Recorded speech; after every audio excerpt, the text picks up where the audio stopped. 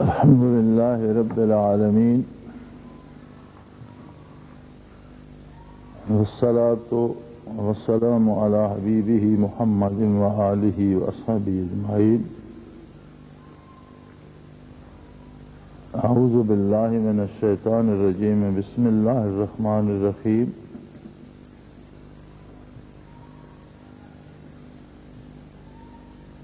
وَإِمَّا يَنزَغَنَّكَ مِنَ الشَّيْطَانِ نَزْغٌ فَاسْتَعِذْ بِاللَّهِ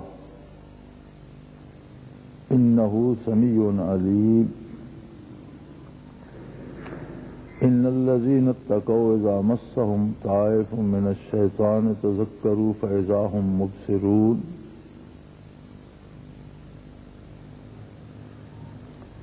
وَإِخْوَانُهُمْ يَمُدُّونَهُمْ فِي الْغَيِّ ثم لا يقصرون. وإذا لم تأتهم بآيات قالوا لولا اجتبيتها قل إنما أتبع ما يوحى إلي من ربي هذا بصائر من ربكم وهدى ورحمة لقوم يؤمنون. وَإِذَا قُرِئَ الْقُرْآنُ فَاسْتَمِعُوا لَهُ وَأَنصِتُوا لَعَلَّكُمْ تُرْحَمُونَ. وَاذْكُرْ رَبَّكَ فِي نَفْسِكَ تَضَرُّعًا وَخِيفَةً وَدُونَ الْجَهْرِ مِنَ الْقَوْلِ بِالْغُدُوِّ وَالْآصَالِ وَلَا تَكُن مِّنَ الْغَافِلِينَ. اللهم سبحانك لا علم لنا إلا ما علمتنا إنك أنت العليم الحكيم. مولاي صل وسلم دائما ابدا على حبیبک من زانت بہ الاسر. نام پارے میں سورہ اعراف کی آخری آیات مبارکہ ہیں، آخری رکوع کی.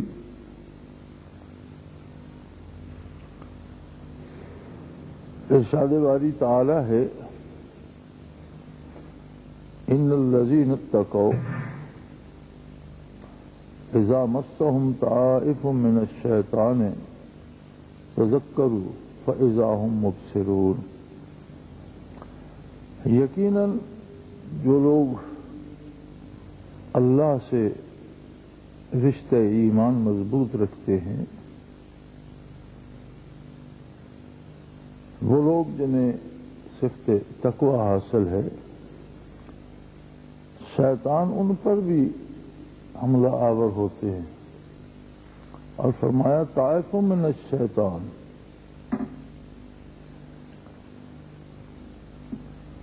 لیکن ہوتا یہ ہے کہ جب کوئی شیطانی وسوسہ ان کے دل میں آتا ہے، جب کوئی شیطانی خیال دل میں آتا ہے، کیونکہ شیطان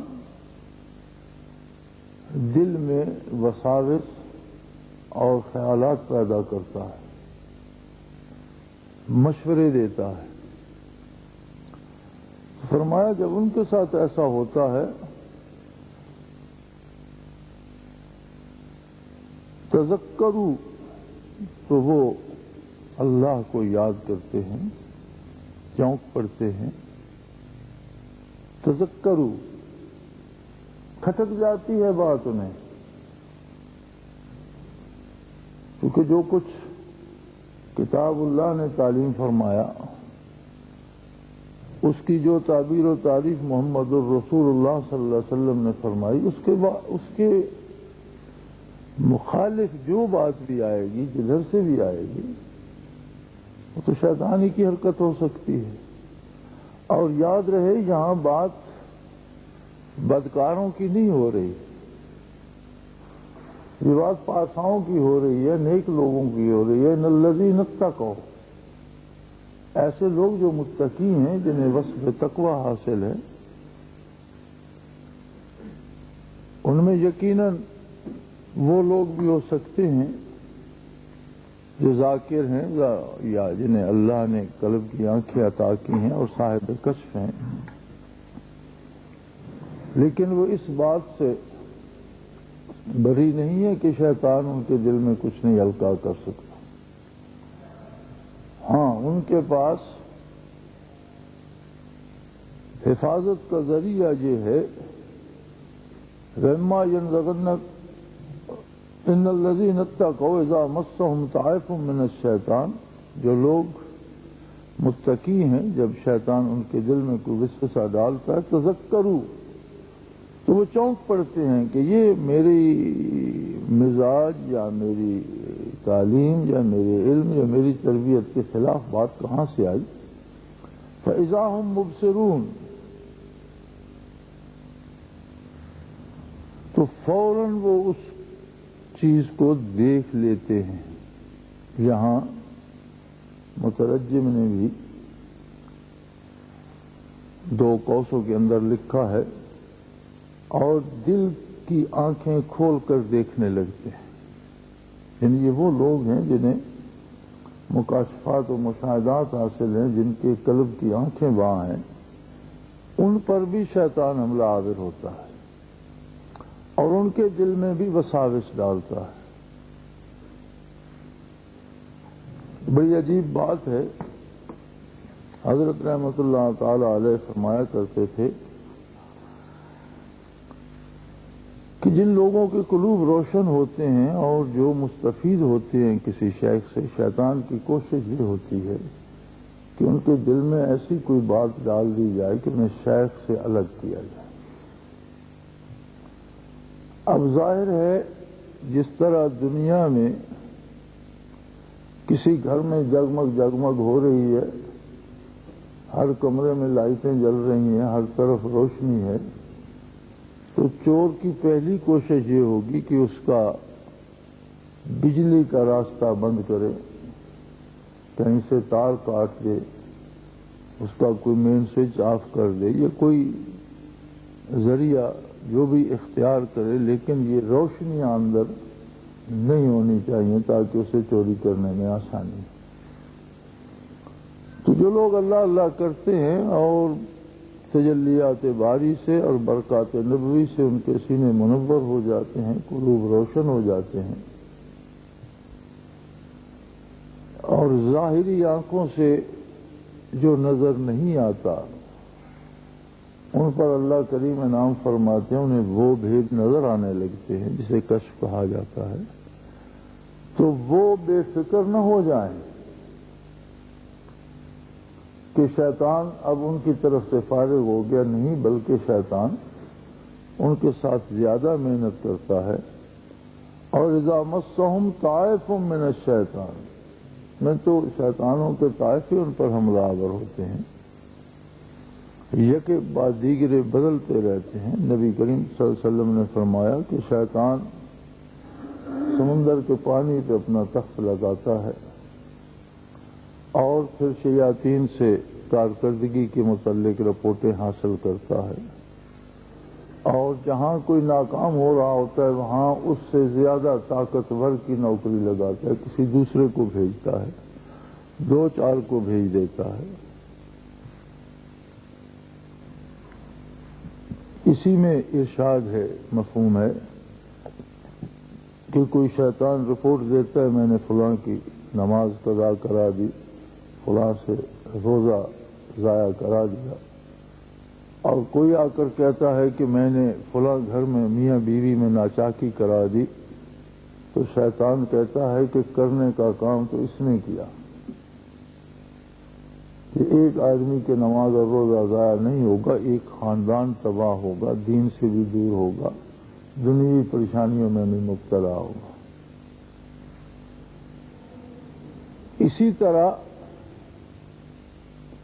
شیاطین کی کوشش یہ ہوتی ہے کہ اس کے اندر جو روشنی ہے جہاں سے آ رہی ہے، جو پاور ہاؤس ہے جہاں سے بجلی کی سپلائی سے آ رہی ہے، وہ کاٹ، کیونکہ شیطان صرف جنوں میں سے نہیں ہے. قرآن کریم فرماتا ہے شیاطین الجن والانس، انسانوں میں بھی لوگ شیطان بن جاتے ہیں. اتنا قرب شیطان کا انہیں حاصل ہو جاتا ہے برائی کر کر کے، شیطان کی پیروی کر کر کے، کہ وہ شیطان ہی بن جاتے ہیں. اور حضور علیہ الصلوۃ والسلام کے ارشاد گرامی کا مفہوم ہے کہ انسانوں میں سے جو شیطان ہوتا ہے وہ جنوں والے شیطان سے زیادہ خطرناک ہے، کہ جنوں والا شیطان تو دل میں وسوسہ ڈال سکتا ہے، یہ ہاتھ سے پکڑ کر اپنے ساتھ لے جاتا ہے کہ یہ کام کرو. فرمایا اخوانہم یمدونہم فی الغی،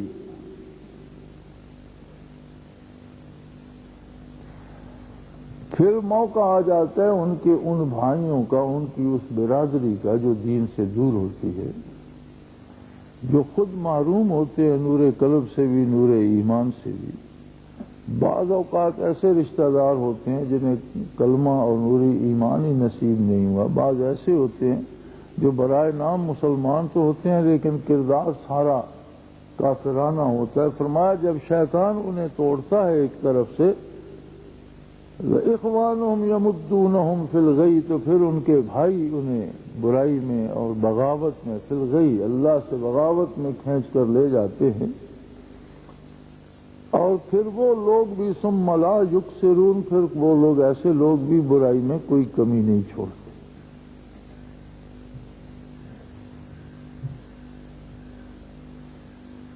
اور فرمایا وَإِذَا لَمْ تَأْتِهِمْ بِآيَاتٍ قَالُوا لَوْلَا اجْتَبَيْتَهَا،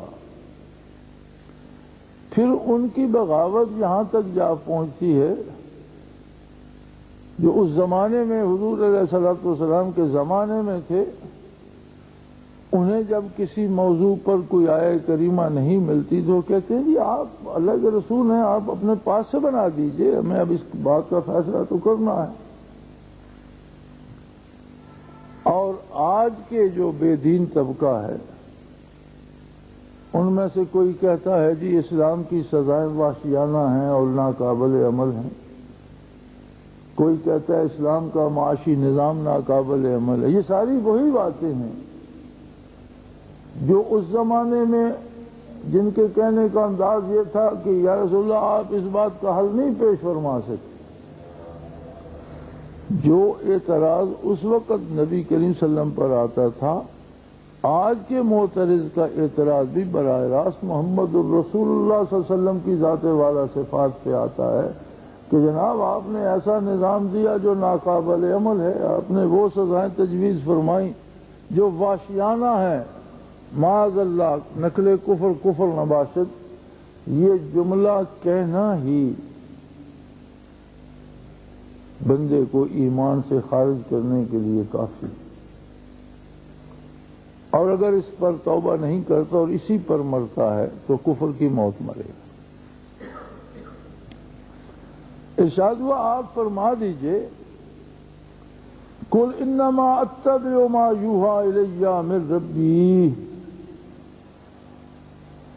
انہیں کہہ دیجئے کہ میں اس بات کا اتباع کرتا ہوں، اس کے پیچھے چلتا ہوں جو میرے رب کی، میرے پروردگار کی طرف سے مجھ پر وحی آتی ہے۔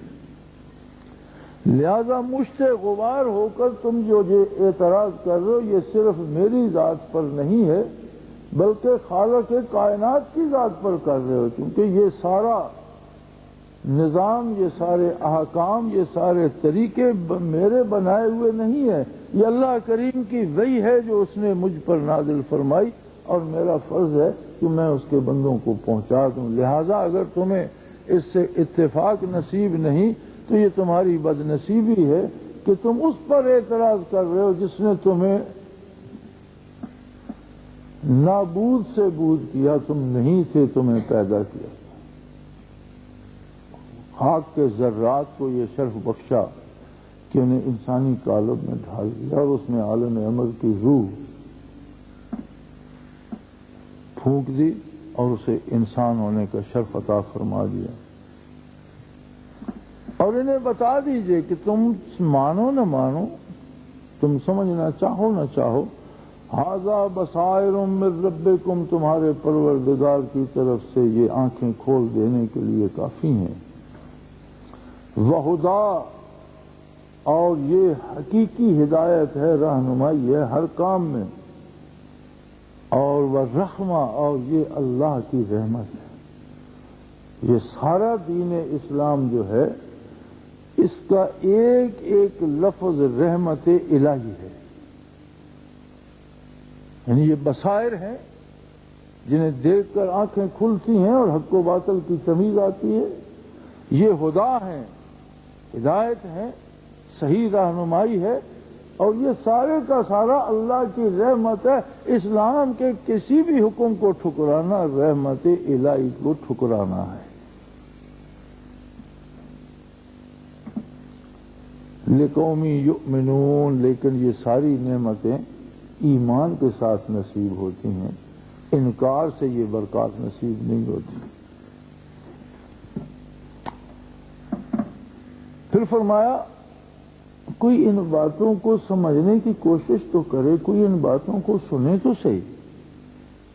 اگر ایک آدمی ان کو سنتا ہی نہیں، ان کا تجزیہ ہی نہیں کرتا، دنیا کے حالات کو دیکھے، اقوام عالم کو دیکھے، جو کچھ دنیا میں ہو رہا ہے اسے دیکھے، جو قوانین اور جو طرز حیات مختلف تہذیبوں نے دیے انہیں دیکھے، اور پھر دیکھے کہ قرآن نے اور اللہ کے حبیب صلی اللہ علیہ وسلم نے کیا حکم دیا ہے، تو تب جا کر کچھ اندازہ ہوگا کہ حق کیا ہے اور باطل کیا ہے۔ اور جو سننا ہی گوارا نہ کرے اس کی سمجھ میں کیا آئے گا؟ اس لیے فرمایا وَإِذَا قُرِئَ الْقُرْآنُ فَاسْتَمِعُوا لَهُ وَأَنصِتُوا لَعَلَّكُمْ تُرْحَمُونَ، جب قرآن پڑھا جا رہا ہو تو پوری توجہ سے اسی کو سنو، وَأَنصِتُوا، اور خاموش رہو، یعنی اپنی رائے کا اظہار نہ کرو، آپس میں باتیں نہ کرو، کسی دوسری بات کی طرف متوجہ نہ ہو، پوری توجہ سے اسے سنو،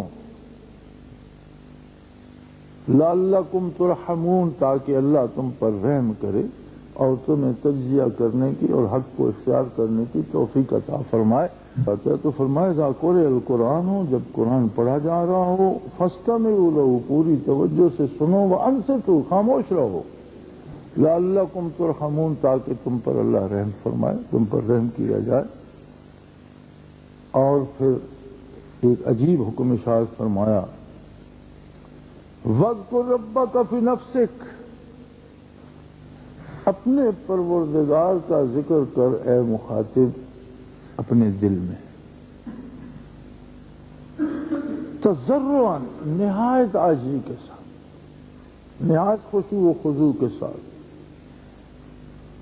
وخیفتم، اور اس کی عظمت کے سامنے اپنی بے بسی کو دیکھتے ہوئے، اپنی کمزوری کو دیکھتے ہوئے، اس کے جلال و عظمت سے ڈرتے ہوئے، اس کے قہر و غضب سے ڈرتے ہوئے، نہایت خلوص سے اس کا ذکر کر، اپنے دل میں کر، ودون الجہر، آواز نہ نکلے، آواز بلند نہ ہو،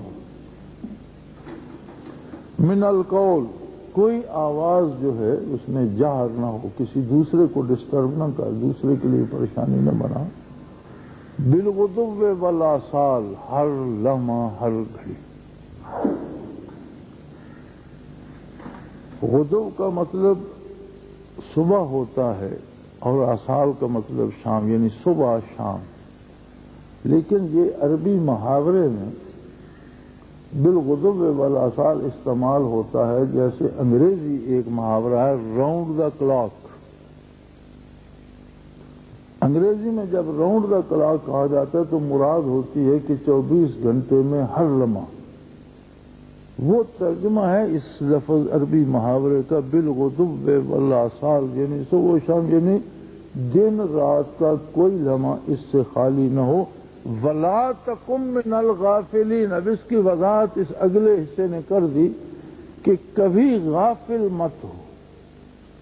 اب غفلت جو ہے یہ الگ بات ہے کہ کوئی 1 سال غافل رہا، 10 سال غافل رہا، 60 سال غافل رہا، وہ بھی غفلت ہے، لیکن جو ایک دن غافل رہا کیا وہ غفلت نہیں؟ اس سے چھوٹی سے ہی، اس سے تھوڑی سی ہے تو غفلت۔ اگر کوئی 1 دن کی بجائے آدھا دن رہا، 1 گھنٹہ غافل رہا تو بھی غفلت ہے، اور کوئی 1 لحظہ غافل ہو گیا تو وہ بھی غفلت ہے۔ غفلت تو غفلت ہے نا، اب اس کی لمبائی میں یا اس کی اوقات میں فرق ہے۔ تو فرمایا وَلَا تَكُن مِّنَ الْغَافِلِينَ، کبھی غافلوں میں سے مت ہو۔ جتنے لوگوں کو ذکر قلبی پہ اعتراض ہوتا ہے انہیں بارہا یہ آیہ کریمہ پیش کی ہم نے اور کہا کہ اس کے مطابق کوئی طریقہ ذکر آپ بتا دو۔ ہمارے مشائخ اور ہمارے اساتذہ اللہ ان پر کروڑوں کروڑوں رحمت نازل فرمائے، انہوں نے تو یہی سمجھا کہ اللہ کے نام کو ہر سانس کی آمد و شد کے ساتھ جوڑ دیا جائے، دل کی ہر دھڑکن کے ساتھ جوڑ دیا جائے کہ دل جب بھی دھڑکے اللہ کا نام لے، سانس جب بھی اندر جائے باہر آئے اللہ کا نام لے، ارادتاً بھی لے، غیر ارادی طور بھی لے، جاگتے بھی لے، سو جائیں تو بھی لے، ہوش میں ہو تو بھی لے، بے ہوش ہو جائے تو بھی لے، کیونکہ سانس کی آمد و شد بھی جاری رہنی ہے، دل کی دھڑکن بھی جاری رہنی ہے۔ اور اس کی کوئی اور تصویر بن بھی نہیں سکتی کہ یہ کس طرح سے اس پر عمل کیا جائے۔ وَاذْكُرْ رَبَّكَ فِي نَفْسِكَ، اللہ کا ذکر، اپنے پروردگار کا ذکر کر اپنے دل میں، تضرعاً وخیفةً ودون الجہر من القول، نہایت عاجزی کے ساتھ اس کی جلالت و عظمت سے ڈرتے ہوئے اور بغیر آواز نکالے ہوئے، بالغدو والآصال، ہر لمحہ ہر گھڑی، ولا تکن من الغافلین، اور کبھی غافلوں میں سے نہ ہونا۔ یہ انسان کے بس کی بات ہی نہیں ہے، اور خود کوئی کر ہی نہیں سکتا۔ یہ کمال برکات نبوت کا ہے کہ نبی کریم صلی اللہ علیہ وآلہ وسلم کے قلب اطہر سے جو برکات نصیب ہوئی صحابہ کبار کو، تو ہر صحابی کو ایک خصوصیت عطا ہو گئی، اور وہ یہ تھی، قرآن کریم بتاتا ہے ثم تلین جلودہم وقلوبہم الی ذکر اللہ، کہ ان کے بدن کی کھال سے لے کر ان کے نیا خانے دل تک ہر ذرہ بدن ذاکر ہو۔ یعنی عظمت صحابہ یہ ہے کہ جس پر نبی کریم صلی اللہ علیہ وسلم کی نگاہ پاک پڑی، یا جس نے اپنی آنکھوں سے ایمان کی نظر سے حضور کو دیکھا، اس ایک نظر میں، ایک نگاہ میں بدن کا ذرہ ذرہ ذاکر ہو گیا اور وہ غفلت سے نکل گیا۔ وہ کسی نے بہت خوب کہا تھا اس کیفیت کے بارے فارسی میں کہ من سی پا رہے دل می فروشم، کہ میں اپنے دل کے ٹکڑے بیچتا ہوں، بے گفتہ قیمتش گفتم نگاہ۔ کسی نے پوچھا کس قیمت پر بیچو گے؟ اس نے کہا ایک نگاہ پر قربان کر دوں گا، ایک نگاہ نصیب ہو جائے تو میں سارے بیچ دوں گا۔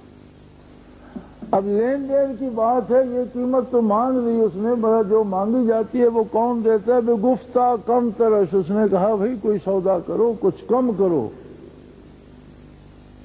گفتم کے گاہے، میں نے کہا یار زندگی میں کبھی ایک نگاہ سے،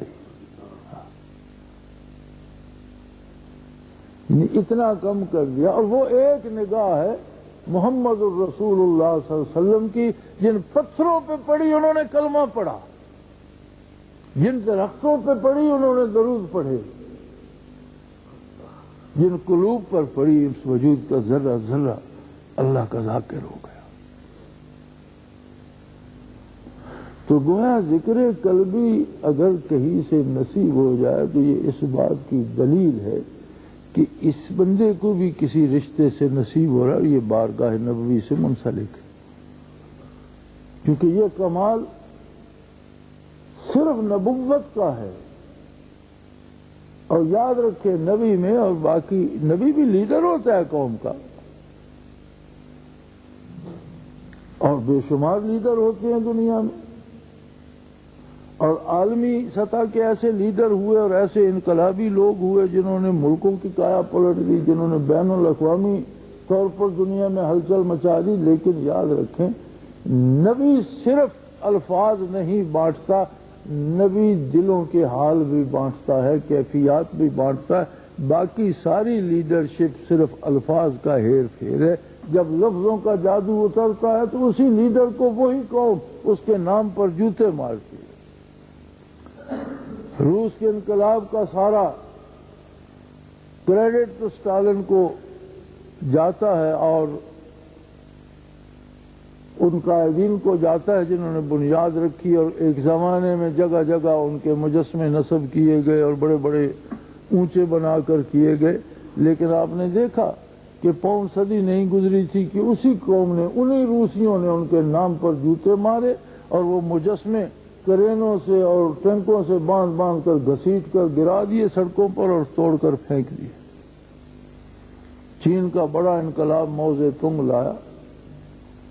آج موز تنگ کے خلاف چین کی ہر دیوار پہ لعنت لکھی ہوئی۔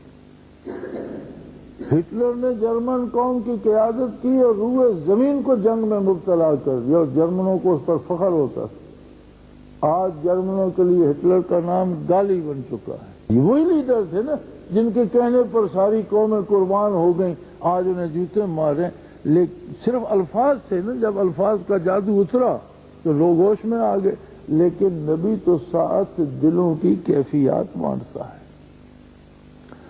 آج کا گناہگار سے گناہگار مسلمان بھی جب نامی محمد رسول اللہ کا آتا ہے، اس پہ جان دینا وہ کوئی مشکل نہیں سمجھتا۔ عجیب بات ہے نماز چھوڑ دیتا ہے، عجیب بات ہے روزے نہیں رکھتا، عجیب بات ہے کہ دنیا میں محو ہو جاتا ہے، لیکن جب بات دین کی آتی ہے، قرآن کی آتی ہے، نبی کی آتی ہے صلی اللہ علیہ وسلم، تو وہ بے نمازیوں سے پہلے جان لے کے حاضر ہو جاتا ہے۔ یعنی وہ محبت جو دلوں میں اتر جاتی ہے اسے کوئی نکال نہیں سکتا، اور یہی کمال ہوتا ہے نبوت کا کہ 14 صدیاں زمانوں کو بدل گئیں، رسومات کو بدل گئیں، لباسوں کو بدل گئیں، خوراک کو بدل گئیں، دنیا کی ہر شے تبدیل ہو گئی سوائے عشق محمد الرسول اللہ کے، کہ وہ جیسا پہلے تھا اس سے بھی زیادہ جوبن میں آتا چلا جاتا ہے۔ لوگ کٹ گئے، مر گئے، تباہ ہو گئے، دامان شریعت نہیں چھوڑا۔ کتنی غیر مسلم دنیا زور لگا چکی ہے اور کتنے مظالم توڑ چکی ہے اور کتنی شدت سے توڑ رہی ہے۔ جہاں نور ایمان تھا وہ برداشت کر رہے ہیں، اور جہاں نور ایمان نہیں تھا، جہاں منافقین تھے، وہ پہلے دن سے ڈر گئے۔ تو میرے بھائی یہ نعمت، یہ ذکر دوام جس کا قرآن حکم دے رہا ہے، اس سارے نصاب کا حصہ ہے، ان سب آیات کا حصہ ہے، ان سب احکام کا حصہ ہے جو قرآن نے بصائر اور ہدا اور رحمت کے نام سے ارشاد فرمائی ہیں، اور پھر ذکر کا حکم دیا ہے۔ تو جس نے وہ آیات تعلیم فرمائی ہے اسی کا قلب اطہر قلوب کو اس طرح منور کر سکتا ہے۔ علماء ظواہر وہ آیات پہنچاتے ہیں اور اہل اللہ آیات بھی پہنچاتے ہیں اور اس کے ساتھ کیفیات بھی پہنچاتے ہیں۔